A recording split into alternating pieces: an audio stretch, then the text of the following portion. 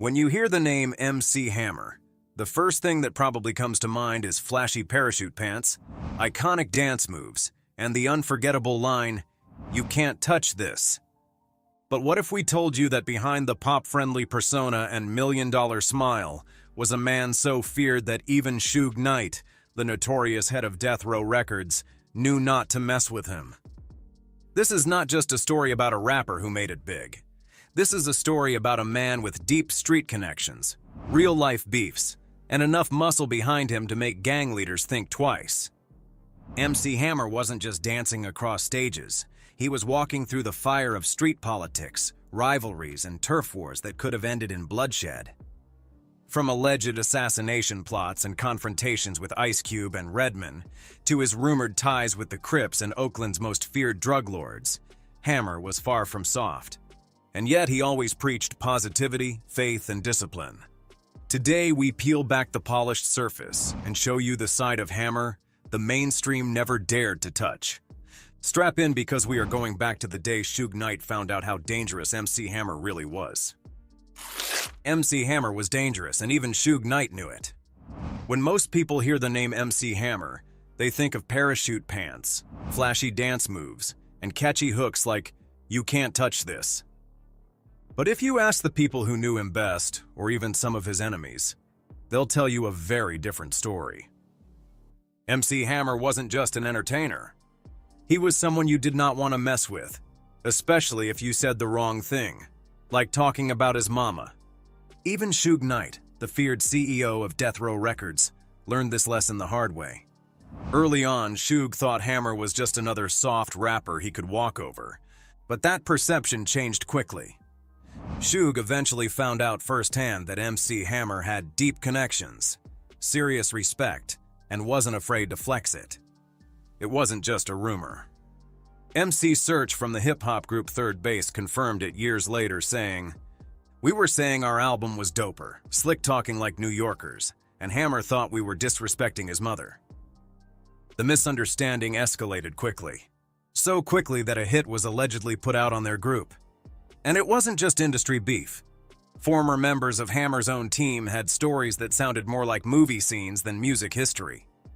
One guitarist remembered when Hammer confronted a well-known gang leader. He came at him like, "Hey man, this LA and everything, man. Things can happen.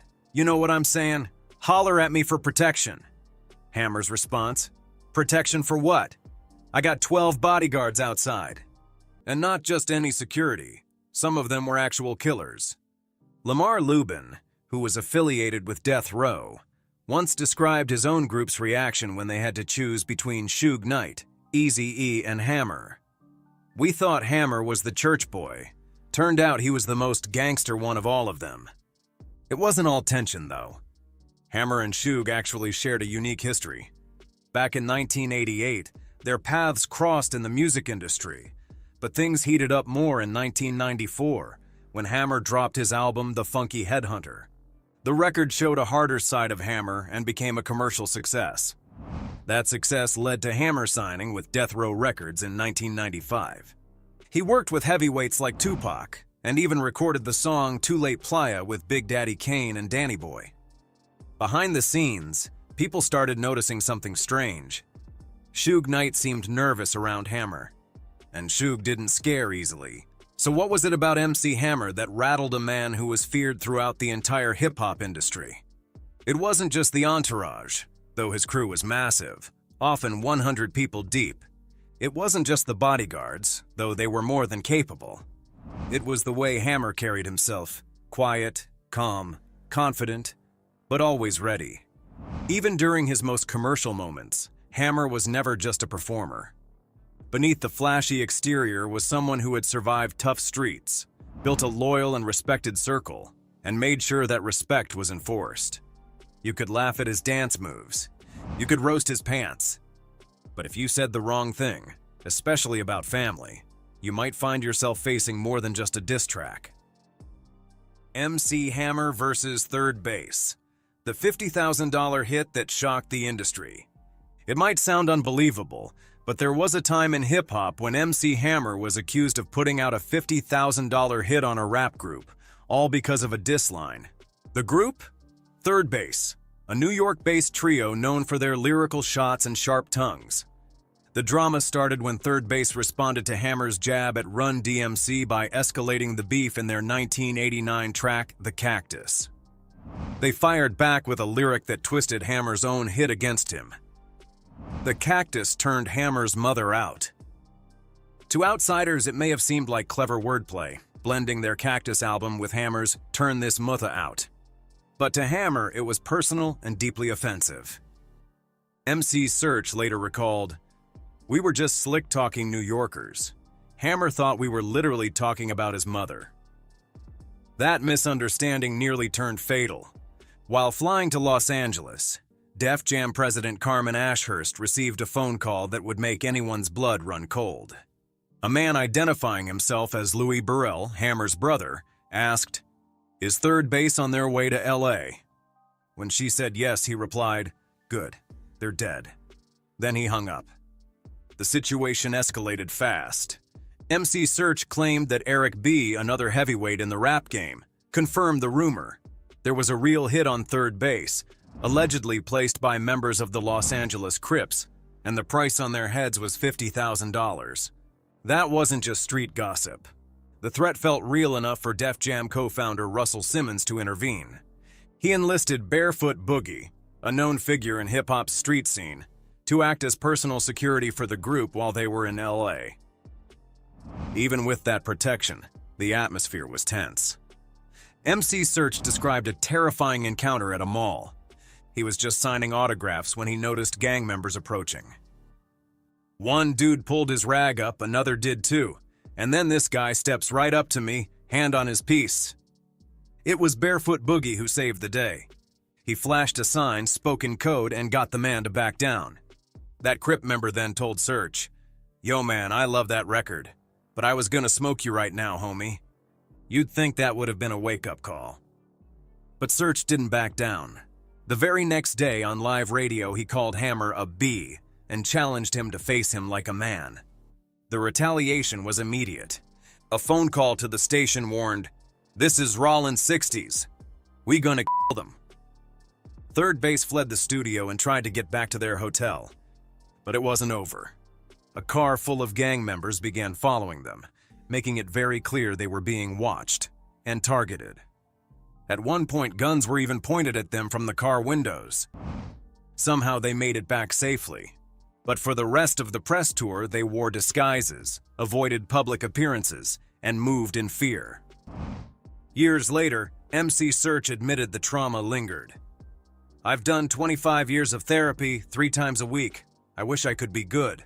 But someone tried to kill me over a rap lyric." This wasn't just a case of rap beef. It was a real-life street war, triggered by what seemed like a harmless diss. And MC Hammer? He didn't say much publicly, but that silence spoke volumes. He was sending a message: mess with me or my family, and you'll see what happens. The Ice Cube incident and Redman's wake-up call. MC Hammer's reputation as a clean-cut performer with shiny pants and feel-good dance tracks may have misled the public, but behind the scenes he was not to be taken lightly. And for some of the biggest names in hip-hop, that lesson came the hard way. One of the most infamous confrontations allegedly happened between Hammer and Ice Cube. In 1991, Ice Cube released the video for his single, True to the Game. The visual depicted a tough rapper suddenly transforming into a flashy, red-sequined, pop-friendly figure. A not-so-subtle dig at artists who were selling out. Viewers quickly drew a connection to MC Hammer, whose rise to mainstream fame included endorsements, cartoons, and heavy commercial success.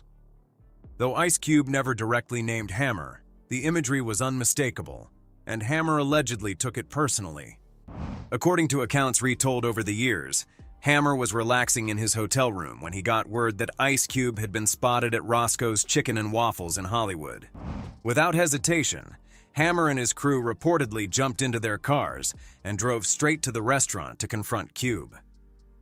As Ice Cube was leaving the spot, Hammer allegedly stepped up to him and said, in no uncertain terms, "Don't ever do that again." Ice Cube, recognizing the intensity of the situation, reportedly backed down immediately, replying, "No sir, that won't happen again." While this account has circulated widely, it's important to note that neither Ice Cube nor Hammer has officially confirmed this interaction on record. Still, the story has persisted for decades, becoming part of the larger mythos surrounding Hammer's real-life intimidation factor. But Ice Cube wasn't the only one to feel that heat. In 1992, Redman released his debut album, What? The Album, which included an intro skit titled Funky Uncles.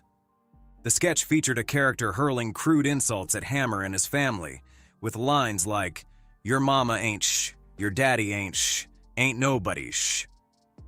Hammer allegedly didn't take the jab lightly.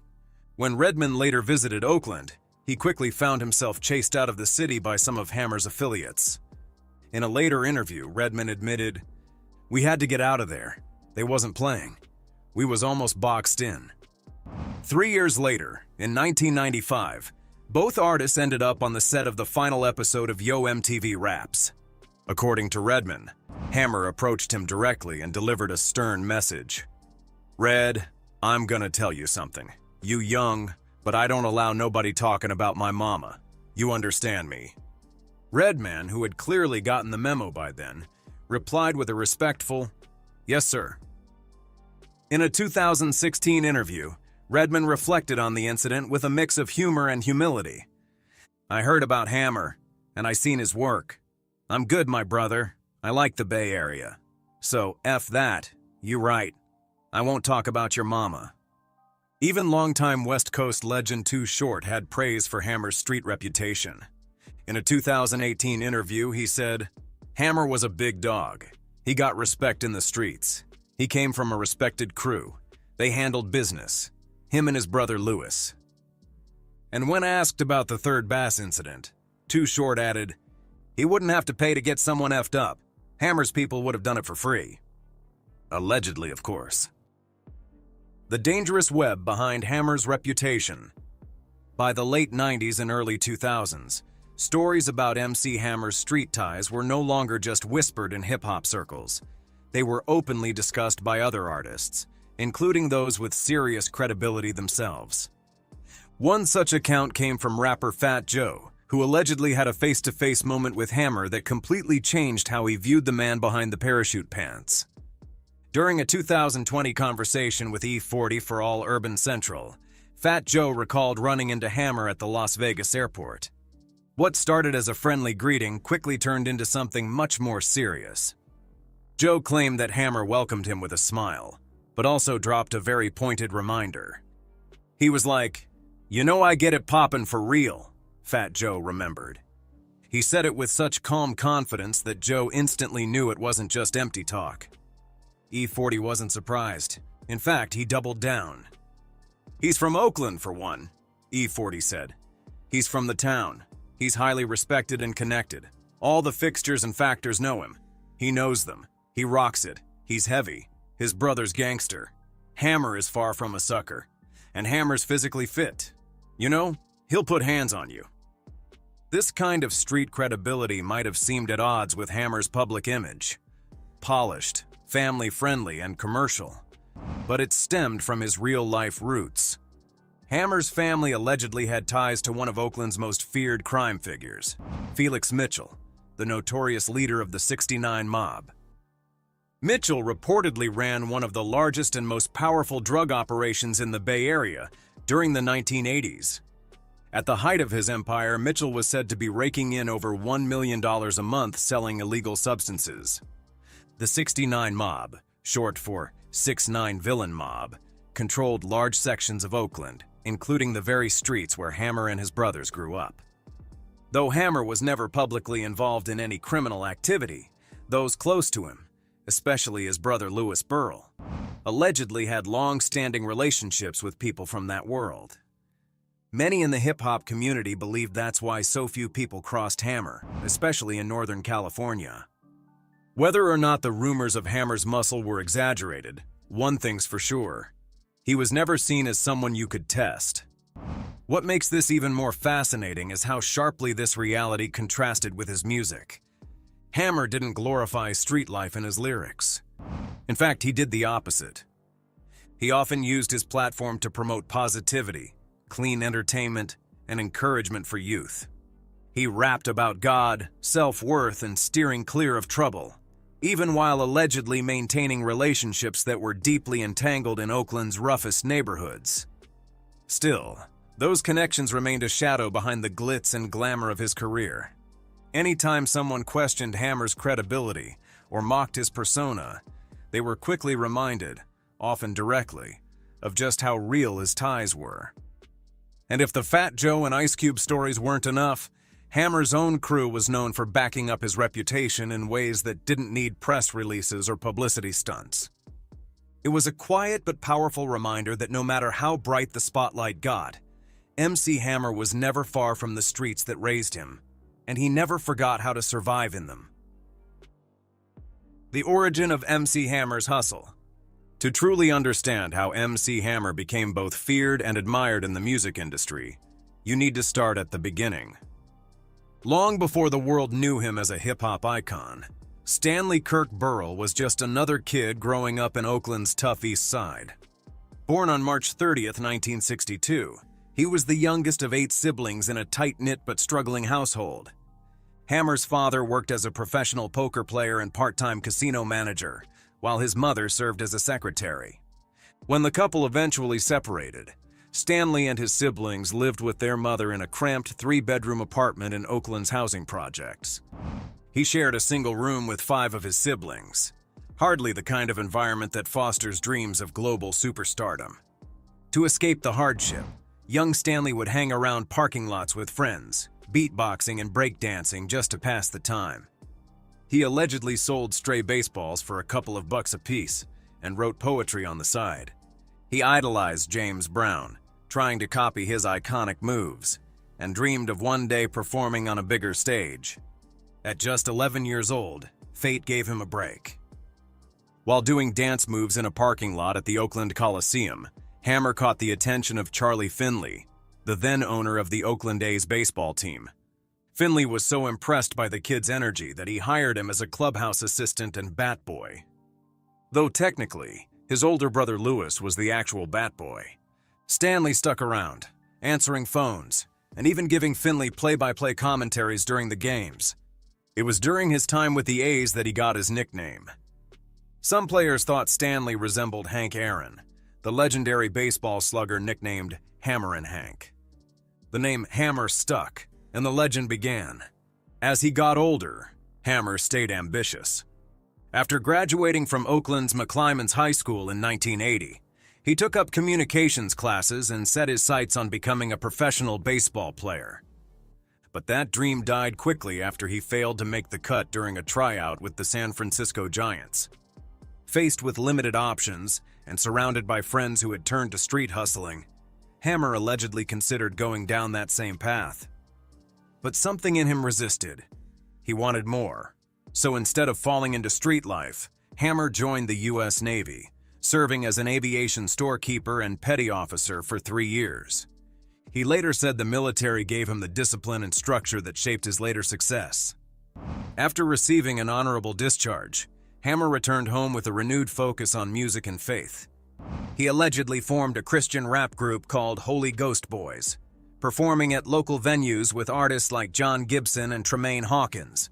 But the project never took off, and Hammer knew it was time to go solo. In 1986, he borrowed $20,000 from Oakland A's players Dwayne Murphy and Mike Davis to start his own label, Busted Records. He poured that money into building a team: DJs, backup rappers, dancers, and producers, including his wife Stephanie, who helped him hustle their debut album out of the trunk of their car. That kind of grassroots hustle would soon turn MC Hammer from a neighborhood name into a nationwide force. But as the industry would later find out, his success wasn't just about talent or timing. It was about survival, self-belief, and a willingness to go farther and harder than anyone else on the block. And allegedly, anyone who got in his way would come to regret it. The rise of a cultural icon. By 1990, MC Hammer wasn't just rising, he was dominating. With a flashy style, relentless energy, and an unmatched sense of showmanship, He created a blueprint for blending hip-hop with mainstream appeal. His third album, Please Hammer, Don't Hurt 'Em, broke records and boundaries alike. Fueled by the infectious hit, You Can't Touch This, the album would reportedly go on to sell more than 22 million copies worldwide, making it the best-selling rap album of all time at the time of its release. Hammer's influence was everywhere. His face was on Pepsi commercials, cartoons, and merchandise, from action figures to clothing. He became the first rapper to truly saturate the pop culture landscape, bridging the gap between hip-hop and suburbia. Parents approved. Kids mimicked his moves. The industry, however, was torn. Was this evolution, or was it a sellout? Despite the bright lights, MC Hammer continued to carry his past with him. Unlike many stars who separated from their roots, Hammer remained surrounded by the people he grew up with. He was known for allegedly traveling with an entourage of over 100 people, many of whom were friends and family from Oakland's East Side. He paid their salaries, gave them opportunities, and moved as a unit, showing loyalty that some admired and others criticized as financially risky. At the height of his fame, Hammer took on a dual mission: entertain the world and uplift his community. He openly rejected glorifying gang life, illegal substance use, or crimes in his music, choosing instead to promote faith, education, and staying true to your goals. We have to keep our organization disciplined because we have goals, and in order to achieve those goals, we have to be disciplined, he once said, echoing the values he picked up during his time in the U.S. Navy. But the fame came with friction. Hammer's sudden rise triggered envy and backlash. Some hip-hop purists allegedly mocked his pop rap style. Critics questioned his authenticity, pointing to his elaborate shows and glitzy wardrobe as proof he had strayed too far from the genre's gritty roots. But those critics often overlooked Hammer's depth, his strong ties to Oakland's toughest neighborhoods, his military background, and his ability to diffuse real conflict without ever needing to rap about it. What separated Hammer was that he never had to scream tough to be taken seriously. His presence did the talking. He was also one of the first rappers to invest his money back into the community. He supported inner-city youth programs, started his own record label, and helped launch the careers of numerous backup dancers and collaborators. His music may have gone pop, but his heart never left Oakland. Behind the scenes, Hammer was also incredibly strategic. His investment in technology companies in the Bay Area during the 1990s, though not widely known at the time, showed an early awareness of where money was moving. He had his hands in entertainment, sports management, and venture capital before it became trendy for artists to diversify. Still, the fame and spending caught up. By the mid-1990s, Hammer allegedly faced financial turmoil, filing for bankruptcy in 1996. The same generosity that earned him loyalty may have also stretched his resources thin. Rumors swirled, mismanagement, overspending, pressure from his inner circle. But through it all, Hammer stayed grounded. He returned to his faith, re-entered the gospel music scene, and even became a pastor, never abandoning the people who knew him as Stanley Kirk Burrell long before the gold chains and global tours. In an era where image often overshadows integrity, Hammer was a paradox. A man who wore sequins and parachute pants but allegedly made gang leaders back down. A performer who danced across the stage but also built businesses and gave jobs to the community. He didn't fit the mold, and maybe that's exactly why he broke through it. Whether praised for being a pioneer or criticized for being too commercial, MC Hammer made sure the world knew one thing: you can't touch this. And there you have it. The untold story of MC Hammer, the man who danced his way into history while commanding respect in every room he entered. From Oakland's gritty streets to global superstardom, Hammer's legacy is more than just catchy hooks and flashy pants. It's about power, loyalty, and defying expectations. What do you think? Was Hammer the realest in the game? Drop your thoughts in the comments below. And if this deep dive hit the right beat, don't forget to like, subscribe, and tap that notification bell for more explosive hip-hop stories, only here on this channel. Thanks for watching and see you in the next one.